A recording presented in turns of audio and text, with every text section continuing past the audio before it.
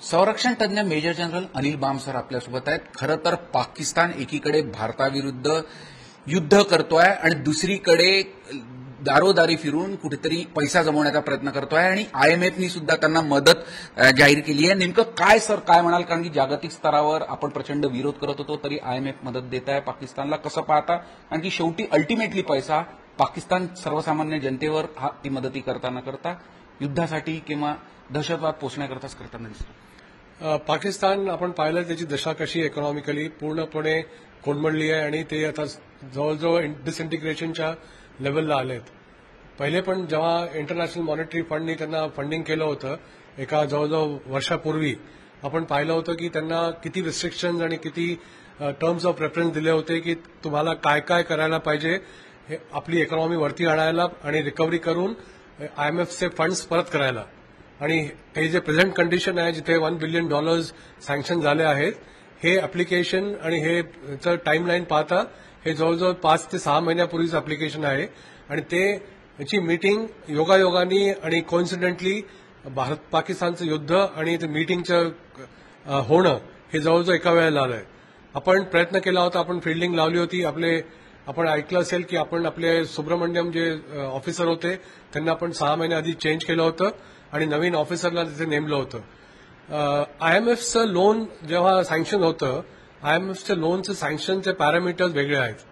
IMF असं विचार करतं की कुठलाही देश किंवा राष्ट्र जे ब्रिंक ऑफ इकॉनॉमिक्स आहे की तेव्हा का डिसइंटिग्रेट होईल बाय इकॉनॉमिक्स, त्यांना त्यांची सपोर्ट करणं हे मॅन्डेट आहे.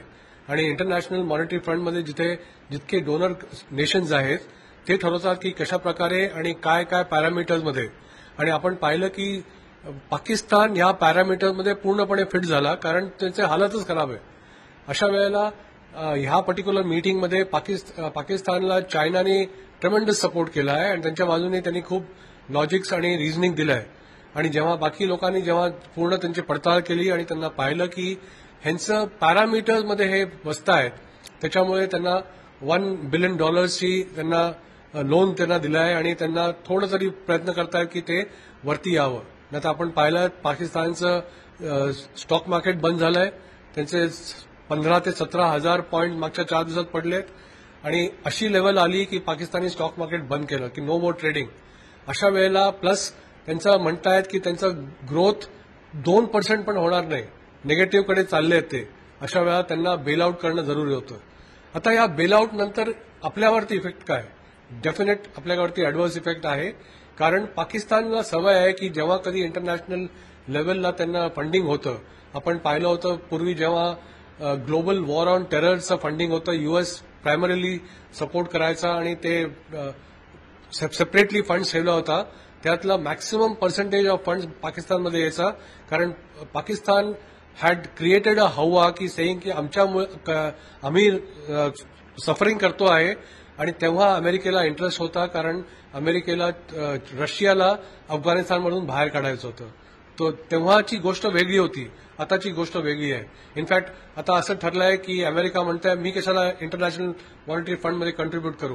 पण हे जे लोन आता पाकिस्तानला मिळालं आहे हे नक्की तो वापरणार अगेन्स्ट आर नेशन आणि स्पेशली इन प्रेझेंट कॉन्टेक्स्ट. कारण पहिलेही पाकिस्तानने दहशतवादी आणि आतंकवादींवरती त्याचा खर्च केला आहे, ह्यावेळाही करेल. आणि पाकिस्तानची फितरत आहे की पैसे आल्यानंतर त्यातलं 60% आर्म फोर्सेसला जातं, 40% थोडेफार त्यामधले 20% पॉलिटिशियन्सकडे जातं आणि 20% त्यांच्या नागरिकांकडे जातं.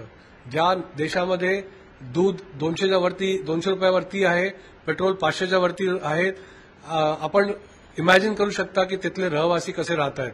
आणि हे $1 बिलियन जास्ती दिवस टिकणार नाहीत. पॉसिबली ह्याच्यातलाच एक हिस्सा त्यांना परत द्यावा लागेल as a loan repayment EMI. Sir अगदी बरोबर सांगितलं, कारण की दारोदारी फिरून पाकिस्तान पैसा जमा करतं आणि शेवटी अखेर तो दहशतवादी पोचण्याकरता वारंवार हे सिद्ध झालं आहे. पण आता जे हल्ले केलेले आहे पाकिस्तानने ते आपण अगदी अचूक हेरले आणि परतावून लावले. आणि दुसरीकडे भारताने सुद्धा प्रतिहल्ले गेले, त्यामुळे प्रचंड असं नुकसान झालेलं आहे. आणि दुय्यम दर्जाचं साहित्य घेतलेलं आहे पाकिस्तान. म्हणजे खरं तर जे पैसे मिळतात त्याच्यातून ते पैसे कोणाच्या खिशात जात आहे हे सगळ्यांना म्हणजे उघड सत्य आहे. तर त्यामुळे आता अशी भाषा करायला लागलाय की कुठेतरी संरक्षण मंत्री जे 2 दिवसापूर्वी एकदम मोठ्या मोठ्या वल्गना करत होते ते आता थोडी शरणागतीची भाषा बोलताय किंवा सौम्य नरमले असल्याचं चित्र दिसून येत आहे. ख्वाजा त्यांचा जो डिफेन्स मिनिस्टर आहे ख्वाजा, ह्याला आर्टिक्युलेशन नावाची गोष्टच नाही. आपण ऐकलं होतं जेव्हा त्याला एका फॉरेन करस्पॉन्डंटनी विचारलं होतं, पण एक गोष्ट चांगली की खरं बोलतो. इन द सेन्स तो म्हणाला आम्ही 30 वर्षापासून 3 दशकापासून हेच करतोय. We are playing the dirty game for US आणि UK. आणि तो सांगतोय की आम्ही दहशतवादी वापरतो, आम्ही करतो. पाकिस्तानची आणखीन एक मोठी विडंबना आहे की पाकिस्तानी पॉलिटिशियन्स किंवा तिथले आमदार खासदार पार्लमेंटमध्ये पण खोटं बोलायला कमी पुढे मागे पाहत नाहीत. अशा पायस लोकेशनमध्ये जिथे की स्पिरिट ऑफ द नेशन असतं आणि इलेक्टेड रिप्रेझेंटेटिव्ह तिथे जातात, खोटं बोलतात. फॉर एक्झाम्पल त्या दिवशी नवाज शरीफनी म्हटलं होतं की हमने 5 भारतीय जहाज गिरा दिए हैं. आय मीन ब्लेटंट लाय. काल आपण पाहिलं ख्वाजाचं स्टेटमेंट होतं की जब दुश्मन ने ड्रोन का हमला किया हमने रिएक्ट नहीं किया क्योंकि अपनी लोकेशन जाहीर नहीं करना चाह रहे थे.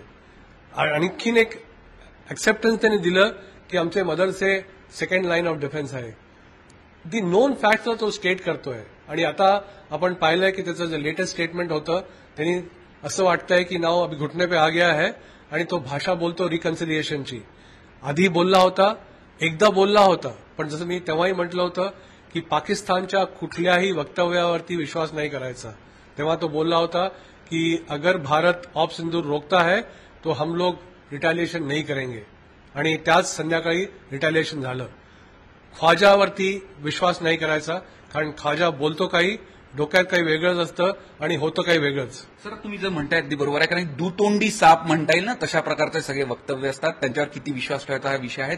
त्यामुळेच की काय ते पाकिस्तान सातत्याने प्रयत्न करताय मिलिटरी समोर न आणता सर्वसामान्य लोकांच्या आडोशाने हल्ले करताय आणि तेही भारतातल्या सर्वसामान्य लोकांच्या घरावर हल्ले होतानाचे दिसत आहे. म्हणजे सिव्हिल जिथे आहे तिथे हल्ले होताना दिसत आहे. बरंच नुकसान सुद्धा सीमावर्ती भागात त्यामुळे झाले. आपण पाहिलंय की जितके काउंटर ऑफेन्सिव्ह भारताने केले आहेत हे फक्त नोन टेररिस्ट टार्गेट्स, त्यांचे लॉन्च बेसिस, त्यांचे सप्लाय डेपोज, त्यांचे ट्रेनिंग एरियाज. आणि सेकंड फेजमध्ये आपण पाहिलं की आपण त्यांच्या मिलिटरी इन्स्टॉलेशन्सवरती हल्ला केला आहे. आपण कधीही कुठल्याही सिव्हिलियन टार्गेटला आपण टार्गेट नाही केलंय आणि त्याच्यावर फायरिंग नाही केलंय.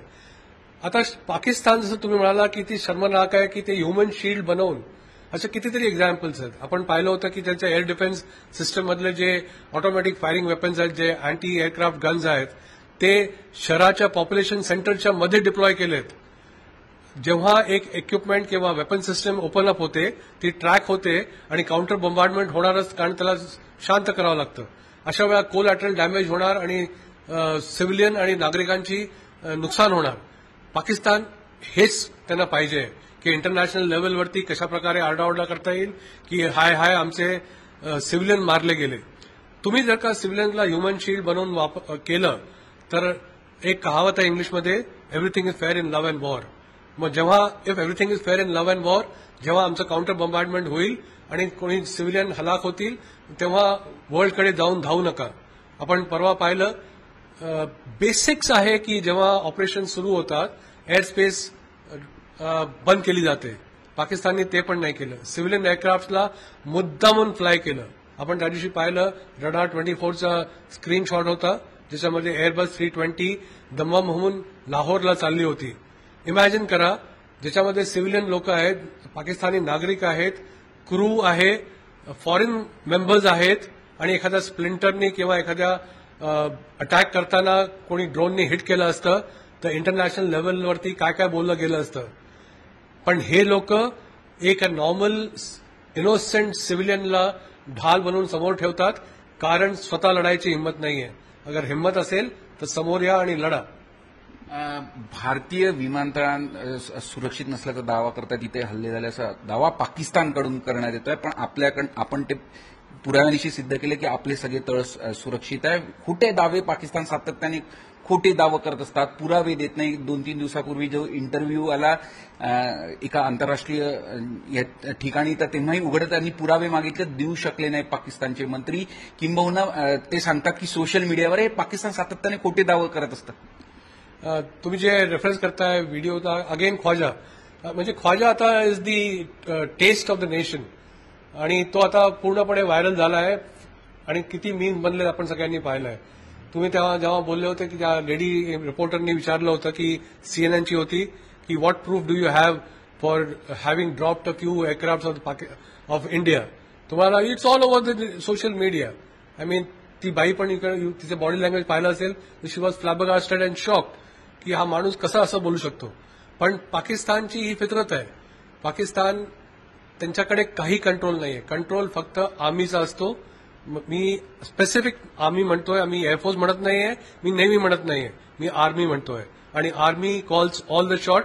हे जितके सिव्हिलियन पॉलिटिशियन्स आहेत, जितके राजकारणी आहेत, हे फक्त पपेट्स आहेत.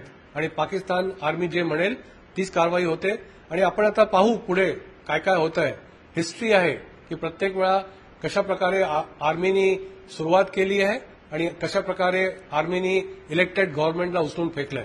सर, पाकिस्तानचे DJIS-PR जे प्रमुख आहे अहमद चौधरी यांचे वडील दहशतवादी असल्याचं कुठेतरी समोर आलंय. काहीच आश्चर्य नाही. पाकिस्तानमध्ये 50% पॉप्युलेशन, कारण त्यांना खायला प्यायला मिळत नाही. हे जिहाद विहाद सगळं बकवास आहे. हा सगळा खेळ पैशाचा आहे.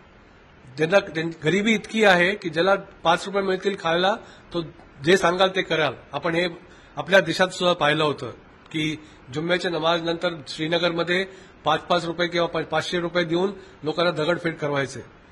ही गरिबीचा खेळ आहे. आणि जर का आपण म्हणतो की जनरल चौधरींचे वडील सुद्धा दहशतवादी होते, I have no shame in accepting that हे लोक असेच आहेत आणि हे लोक असेच राहणार. आणि त्यांची जी प्रोजनी आहे सगळ्यांच्यामध्ये तोच डीएनए आहे. सर, हे सगळे पाकिस्तान जेव्हा हल्ले करतात त्याच्यात मॅक्झिमम जे ड्रोन किंवा इतर जे साहित्य वापरण्यात येतं चीन किंवा तुर्कीचं आहे, पण ते कुठेतरी कुचकामी झाल्याचं दिसून येत आहे. भारत अगदी सहजगत्या ते मोडीत काढतोय त्यांचे हल्ले, आपण सुद्धा प्रतिहल्ले करतोय आणि त्यांची एअर डिफेन्स सिस्टम सुद्धा निकामी ठरल्यात आतापर्यंतचं चित्र आहे. आणि हे सगळं आपण त्यांचे लॉन्चिंग पॅड सुद्धा उद्ध्वस्त करतो. म्हणजे पाकिस्तान, चीन आणि तुर्कीकडनं मिळालेले ड्रोन हे सगळे कुचकामी ठरत आहे आणि आपण लॉन्चिंग पॅड सुद्धा त्यांची उडवत चाललो. आपण जेव्हा आजकाल कोलोक्युली म्हणतो मेड इन चायना, हे मेड इन चायना म्हटल्यानंतर सगळं त्याच्यामध्ये येतं. आणि आता आपण पाहिलंय की made in China supply to Pakistan, त्याची काय हालत झाली. म्हणजे कुठलंही इक्विपमेंट पहा, हायेस्ट लेवलचं इक्विपमेंट जे एअर डिफेन्स सिस्टम होतं HQ-9, ते पण कम्प्लिटली फेल झालं. त्यांनी डिटेक्टच नाही केलं. डिटेक्ट केल्यानंतर ऑटोमॅटिक ट्रॅक होतं, ऑटोमॅटिक ट्रॅक केल्यानंतर लॉन्च होतं, ऑटोमॅटिक लॉन्च नंतर हिट होतं. जर का तुम्ही डिटेक्ट करू शकत नाही, तुमचं रडार सिस्टम इतके वीक आहेत. कारण बेसिक फंडा असा आहे की चायनाचं जितकं इक्विपमेंट आहे नॉन प्रूव्हन इक्विपमेंट आहे, कधीच त्यांचा उपयोग झाला नाही. ते पैसे बनवायला सेल करतात. पाकिस्तानला खुशी होते की आपल्याकडे इक्विपमेंट आलाय, पण इक्विपमेंट आल्यानंतर ते कसं वापरायचं ह्याची अक्कल लागते. जब बंदर काम करता है तो बंदर की तरह ही करेगा. आणि पाकिस्तानची स्थिती तीच आहे. त्यांना कळत नाही कुठलं इक्विपमेंट कसं वापरायचं. आपल्या देशामध्ये तुम्ही आज पहा, ZU-23 आणि L-70 हे 40चे वेपन इक्विपमेंट सिस्टम आहे. अजूनही काम करतात, अजूनही इफेक्टिव्ह काम करतात. कारण आपल्याला माहिती आहे इक्विपमेंट कसं वापरायचं आणि कसं मेंटेन करायचं. सर, हीच अवस्था फतेहबाबत मिसाईलबद्दल जे दावा करण्यात येतो तीच अवस्था फतेह मिसाईलबद्दल पण जी आहे पाकिस्तानची. पाकिस्तानचं जितकं मिसाईल प्रोग्राम आहे ते battle range missile, ballistic missile असो, मीडियम रेंज असो, शॉर्ट रेंज असो, हे प्रत्येक मिसाईल टेक्नॉलॉजी चोरलेली आहे. आणि त्यांचा आका आहे चायना. आपण पाहिलं फता 2 त्यांनी बहुतेक फायर केली. कोणी फतेह म्हणतं, कोणी फता म्हणतं. आपण पाहिलं आहे की जे फायर केल्यानंतर आणि प्रिझमेबली ह्यांचं टार्गेट दिल्ली होतं. इट्स अ बॅलिस्टिक मिसाईल ज्याची रेंज जवळजवळ 400 किलोमीटर आहे. फता 1ची 250 आहे, फता 2ची 400 किलोमीटर आहे. आणि आपण पाहिलं की जेव्हा त्याला आपण एअर डिफेन्स सिस्टमने त्याला नाकाम केलं आणि सिरसा हरियाणामध्ये कुठेतरी ते पडलं. हे प्रूव्हन फॅक्ट आहे. पाकिस्तानचं मेड इन पाकिस्तान असो, correction, made assembled in Pakistan असो किंवा मेड इन चायना असो, हे दोन्हीचं फेट एकच आहे आणि फेट फक्त त्यांना जमीन दोस्त होणं. सर, सगळ्यात महत्वाचं जे सगळं घडामोडी सुरू आहे यामध्ये पाकिस्तानची जो 7 मेला आपण प्रत्युत्तर हल्ला दिला होता, तर जवळपास त्यांचे 5 मोठे दहशतवाद्यांचा खात्मा झाल्याची माहिती आहे. त्यात काही अव्वल दर्जाचे म्हणजे मोठ्या रँकिंगचे दहशतवादी होते, कमांडंट असल्याची माहिती येते. जसं तेव्हा मी म्हटलं होतं की जेव्हा रिपोर्ट्स येतील तेव्हा हळूहळू आपल्याला उलगडा होईल की कोण कोण मारलं गेलं, किती मारले गेले. आपल्या प्रेस कॉन्फरन्स आपण ऐकलं होतं की आपण सांगितलं होतं मोर दॅन 100 आपण आतंकवादी मारले आहेत, which is a statement of truth. जर का हे खरं नसतं तर पाकिस्तानने लगेच डिनाय केलं असतं. इन एनी केस पाकिस्तान सगळंच डिनाय करतं. ते फर्स्ट रिॲक्शन आपण म्हणायच्या आधी ते म्हणतात आम्ही नाही केलं, त्याप्रमाणे त्यांच्यावर विश्वास करणं बरोबर नाहीये. पण आता आपण पाहतोय आज 5 स्पेसिफिक नावं आली आहेत जी थोड्या हायर लेवलची टेररिस्ट होते, डेझिग्नेटेड टेररिस्ट होते, नॉन टेररिस्ट होते. जो रिपोर्ट होता की राऊफ अझर पण मारला गेलाय, मसूदचा भाऊ, जो की ऍक्च्युअली फिजिकल एक्झिक्युशन करत होता in terms of plan and execution. Masood Azhar is a nominal head आणि तो मोर ऑफ अ प्रीचर होता, पण एक्झिक्युशन राऊफ करायचा. ऐकलं होतं की तोही मारला गेलाय. आणि सर्वात मोठी जर व्हिज्युअल आपण जे पाहिलं की ते कॉफिन्सला स्टेट फ्युनरल त्यांना दिलं गेलं, त्याच्यावरती त्यांचा फ्लॅग ड्रेप केला गेला. त्यांच्या पॉल बेरर्स त्यांचे पाकिस्तानचे आर्म फोर्सेस होते, सगळ्यांनी त्यांना सॅल्यूट केलं. बाकी जेव्हा नमाज पडली गेली आणि दुआ मागितले, सगळ्यांची डोकं खाली होती. त्याच्यामध्ये 60% फौजी होते. आणखीन किती पुरावे पाहिजे आपल्याला किंवा वर्ल्डला की दहशतवाद आणि पाकिस्तान आर्म फोर्सेस हे एकच आहेत. दहशतवाद किंवा आर्म फोर्सेस एकच आहे, सातत्याने हे समोर येत आहे. पण तिकडे भारताविरुद्ध लढताना बलुचिस्तानमध्ये म्हणजे बलूच आर्मीला BLAला जणू वॉकओव्हर मिळाला आणि ते प्रचंड धुलाई करत आहे पाकिस्तान आर्मीची. रोज वेगवेगळ्या माहिती पुढे येत आहे, अनेक ठिकाणी पाकिस्तान आर्मीच्या लोकांना मारण्यात येत आहे. कसं पाहता, म्हणजे अजून आगेकूच सुरू आहेत BLAची? बलुचिस्तान लिबरेशन आर्मी पहिल्यापासूनच खूप ऍक्टिव्ह आहे आणि त्यांनी पुष्कळ काय काय ऍक्टिव्हिटीज केल्या आहेत. आपण पाहिलं ते ट्रेन हायजॅक केली होती, मग त्याच्यानंतर त्यांना थोडंफार त्यांच्या अगेन्स्ट रिटॅलिएशन झालं. बलुचिस्तान लिबरेशन आर्मी जी आहे ती कम्प्लीट बलूच जे लोक आहेत त्यांना बलुचिस्तानला पाकिस्तानमध्ये नाही राहायचं आहे आणि सर्वात मोठा प्रांत पाकिस्तानचा बलुचिस्तान आहे. जेव्हा बलुचिस्तानचे लोक बंड म्हणून उभे राहतात, बलूच लिबरेशन आर्मी ऍक्टिव्हिटीज करतात. अनफॉर्च्युनेटली पाकिस्तानला आता त्यांना कॉन्सन्ट्रेट करता येत नाही अफगाण बॉर्डरवरती, त्यांना कॉन्सन्ट्रेट करता येत नाहीये बलुचिस्तानच्या अगेन्स्ट, त्यांना कॉन्सन्ट्रेट करता येत नाहीये POKमध्ये. आणि कारण त्यांना माहिती आहे की हमला आणि मॅक्सिमम त्यांचा थ्रेट भारताकडनं आहे, त्याच्यामुळे पूर्ण त्यांनी इकडे आणले आहेत. तिथे छोट्या मोठ्या ज्या तुकड्या राहिल्या होत्या त्या बलूच लिबरेशन आर्मीनी संपवल्या आहेत आणि तिथले जितके पोस्ट होते ते काबीज केले आहेत.